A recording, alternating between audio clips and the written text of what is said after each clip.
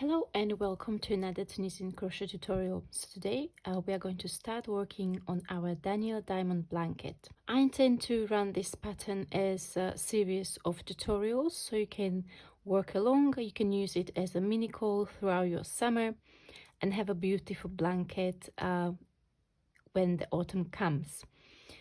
So I'm going to first explain to you how the blanket is created conceptually, what stitches and techniques we will be using. Then we will talk about the materials and tools we will need, and we will end up starting our project. For the blanket, we will be using Tunisian Simple stitch only. So this is the stitch that will be used for every row and every stitch except for the foundation rows and bind off. And the basic stitch pattern is 9 squares, so it's 3 times 3 squares. So these squares would form the top of the pattern. This is the middle section and this is the bottom section. So they create a pattern whereby you've got different color diamonds, so we will be alternating the light and dark colors, and in the middle in this section there will be changing colors on the forward and return pass. So that's one basic pattern, and then the next one is pretty much the same except for we will swap the colors. So you can see that in the top row we've got 2 plain squares in the dark color, the same at in the bottom on the edges, and then in the middle in a cross we have the diamond shape, but while before we had the dark color on the outside and light color on the inside, it's the other way around. And the middle section is also swapping the yarn on the forward and return pass, but in the opposite way that we've done it in the first section. And these 3 times 3 squares are basically alternated throughout the whole blanket. So in this part that I've shown you at the beginning, you've got 3 times 3 squares going to the bottom, and then sitting on top is the next 3 times 3 squares. Okay, so that's conceptually the basic pattern. However, the way we built it is we will be building the blanket in join as you go method. So you will see that we will be starting on the left bottom corner. This would be the very first square that we will be working on, and then working from bottom up.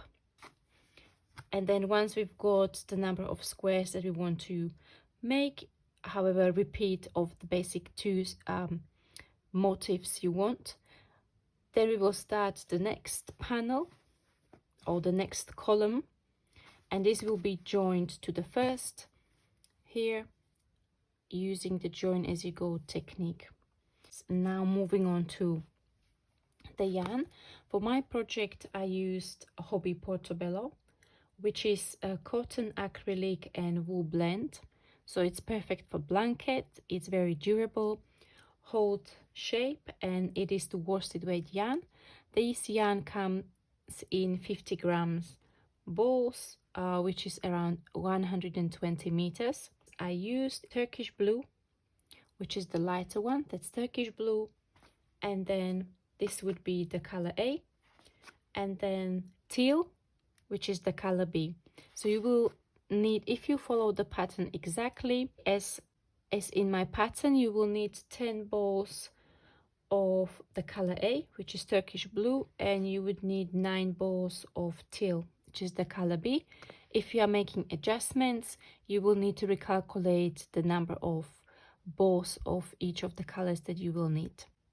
The measurement of the blanket that I've created is 140 centimeters by 128.5 centimeters, which is approximately 55 by 50 inches. And the tension is 13 stitches and 12 rows per 10 centimeters square or 4 by 4 inches. and you will be using 6mm Tunisian crochet hook with short extension. If you don't have the Tunisian crochet hook, you can also use the regular crochet hook. You can use a rubber band at the end of your hook, provided that you don't have that special ergonomic adjustment on it. So as long as the crochet hook is straight, you probably get away with using a regular crochet hook, 6mm, because we will only ever need the width of each square, so we won't be needing a larger hooks. I used extension just for the comfort. Each of these little squares will have 21 stitches and they will be worked over 17 rows. What I would recommend is, before you actually start creating your blanket, to make a gauge swatch, just to make sure that the measurements are working for you. So if you've got a slightly different tension, you might end up with rectangles rather than squares. So I always recommend to first do a gauge swatch. I'm not going to be making another full-size blanket. I'm going to make a miniature version as I'm working on the project along with you over the weeks, and I'm going to be making a smaller square. So whenever I count my stitches, it's just for demonstration, because you will need to have 21 stitches across 17 rows. Okay, so I think that's enough talking about the actual pattern. So let's start making it. After today's video tutorial, you will end up with the first square, and you will have your first square of 21 stitches by 17 rows. So we're going to take the color A and start with a slip knot, like so.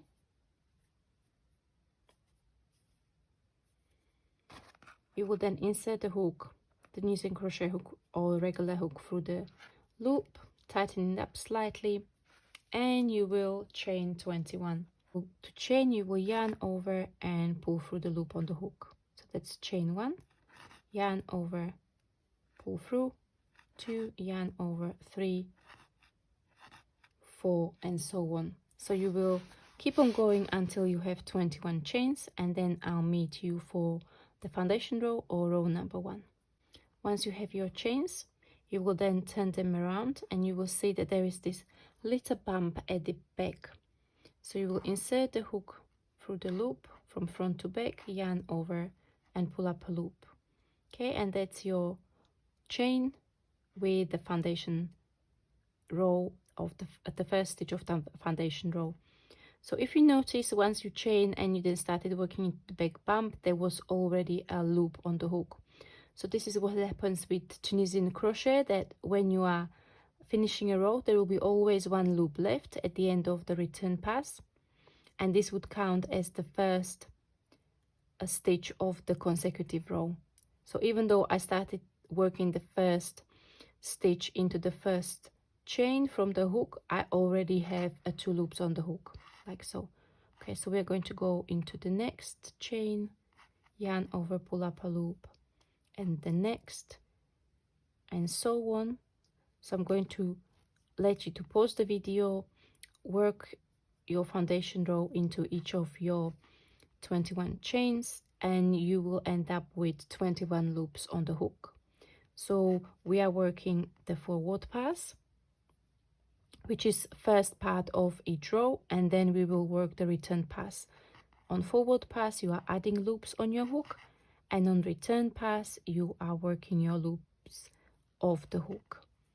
Now I've got all my little loops on the hook. Got 9, that's what I expected. It's always worth to double check that. And then you will start working the chains off. So for majority of your Tunisian crochet projects, you will work the standard return pass. That's what I'm going to show you through, and that's what I'm going to use throughout the whole project.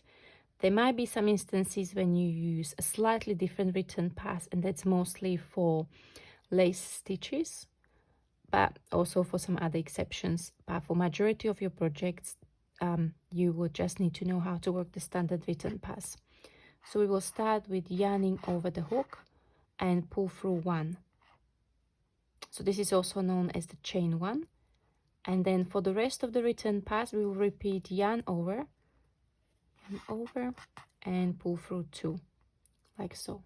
Okay, so then you will just keep on going, yarn over and pull through 2 all the way until you have 1 loop left on your hook. So keep on going, keep on going. I'm getting through my 9 stitches quite quickly. It's going to take you a little bit more time with your 21 stitches. Okay, so as I mentioned before, once you finish the return pass, you have that 1 loop left there. And now for row number 2, that's where we are going to start working our Tunisian simple stitches. So Tunisian simple stitches, as the name reveals, are fairly simple. So you will insert the hook under the front vertical bar. After your first row, you can see that there are vertical bars on the front of the row, and then you've got some at the back as well. So we will only be working under the front vertical bar, yarn over and pull up a loop. So that's your Tunisian simple stitch, and you will repeat that for every of those front vertical bars, and we will do something slightly different in the very last stitch. Okay, so we will work Tunisian simple stitch into every stitch of the foundation row. As I mentioned before, we are now adding loops on the hook, so the number of loops on your hook is increasing. And then for the end stitch, just to keep this left edge neat, we will work under both strands of the yarn. So this would be the front and the back strand of yarn of the edge of the very last stitch there. We'll insert the hook under both of the strands, yarn over and pull up a loop. Okay, and that will keep your left edge nice and neat. So again, I'm checking my number of stitches, number of loops. I've got 9, so I haven't missed any of the stitches of the foundation row, so that's what we are looking for. And then standard return pass, so yarn over, pull up a loop, yarn over, pull through 2, and we are just going to keep on going with yarn over, pull through 2 across the row.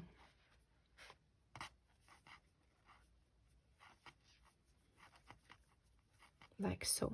We have got 2 rows done now, so you will then repeat the row number 2 where you've got Tunisian simple stitches for the rest of your 17 rows, and I'll meet you at the end of the row number 17. I'm now on the return pass of my last row for this square. So for you, this would be this very last row here on row number 17. Again, we would work standard return pass all the way across the row. And then if you are putting your project down, you can also yarn over and pull through the last 2 stitches. You can put a stitch marker here and to hold the yarn in place and prevent unraveling the square until you continue with the project. If you are watching these videos one after another and you want to continue with the next square, which we will be talking about in the next tutorial, you will use your second color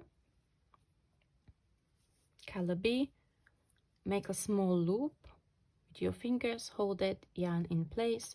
You've got last 2 loops on the hook on the return pass, place the loop on the hook and yarn over, and this will make sure this will change your color seamlessly, and you will have the first stitch of the next square, so you will be here on the first stitch of the next row. This is it for today.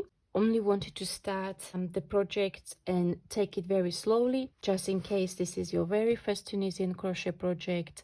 Didn't want to overwhelm you with all the different color work and changing strands of yarn and how to trap the yarn at the back of the project and so on. So we took it nice and slow, created the first square, and I'll be back in a few days with the instructions how to continue the panel, working the diamonds and changing the colors.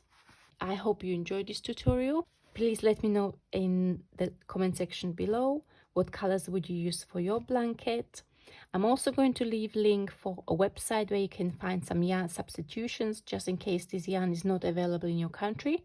So you can look at some alternatives that you can use and substitute. But as I mentioned, if you are substituting this yarn for different yarn, please make sure that you do a gauge swatch just to make sure that you get enough yarn, you don't run out before you finish your project. So I'll see you in next few days. Bye bye.